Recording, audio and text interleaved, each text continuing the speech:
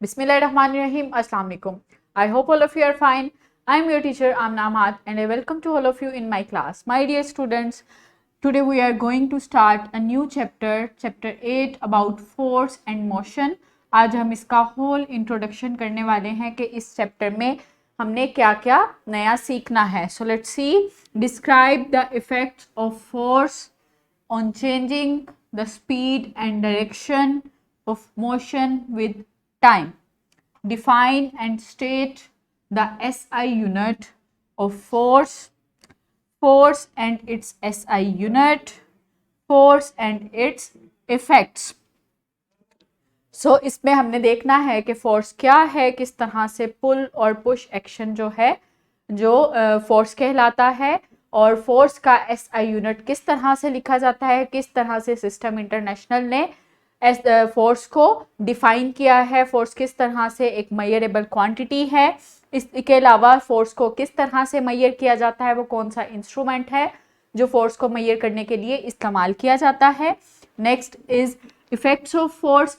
Different effects क्या है force के, किस तरह से फोर्स मोशन कॉज करती है, किस तरह से मोशन को स्टॉप करती है, किस तरह से स्पीड अप करती है मोशन को, किस तरह से स्लो डाउन करती है, किस तरह से डायरेक्शन चेंज करती है, और किस तरह से शेप्स और साइज को चेंज करती है. सो डिफरेंट इफेक्ट्स देखने हैं हमने फोर्स के. Next is give examples of contact forces and non contact forces. Sorry. Next हमने देखना है कि जो कॉन्टैक्ट और नॉन कॉन्टैक्ट फोर्सेस हैं वो क्या है. डिफरेंट एग्जांपल्स देखनी है हमने कॉन्टैक्ट और non contact forces, like frictional force, इसके बाद muscular force. Next is mechanical force, these are contact forces.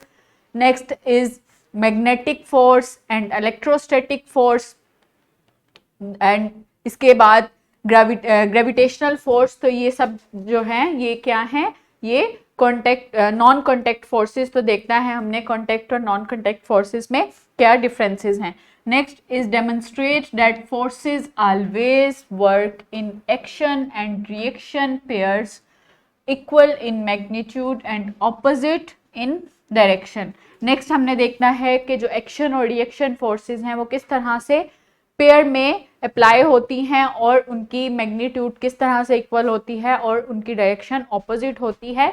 जब इसको हम देखेंगे डिफरेंट एग्जांपल्स से, वॉकिंग, स्केटिंग और stationery book that is putted on table.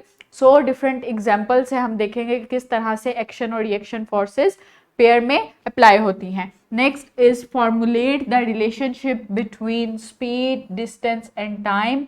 State the SI unit, System International Unit of Speed. Calculate average speed. Next हम देखेंगे किस तरह से मोशन को स्पीड, डिस्टेंस और टाइम के रिलेशनशिप से एक्सप्लेन किया जाता है, किस तरह से मोशन को मेजर किया जाता है, स्पीड, डिस्टेंस और टाइम को मेजर किया जाता है, स्पीड, एवरेज स्पीड को किस तरह से कैलकुलेट किया जाता है. इसके अलावा स्पीड का जो इंटरनेशनल यूनिट है, सिस्टम इंटरनेशनल यूनिट, वो क्या है. So next is interpret our distance time graph. Next हम देखेंगे किस तरह से distance time graph को interpret किया जाता है, किस तरह से उसको read out किया जाता है, और उसमें distance को y axis पे और time को x axis पे लिखा जाता है, और किसी भी point पे किस तरह से हम उस object की speed को calculate कर सकते हैं. So I hope you enjoyed the whole introduction of this chapter. Stay tuned for the next lecture. Thank you so much. Allah Hafiz.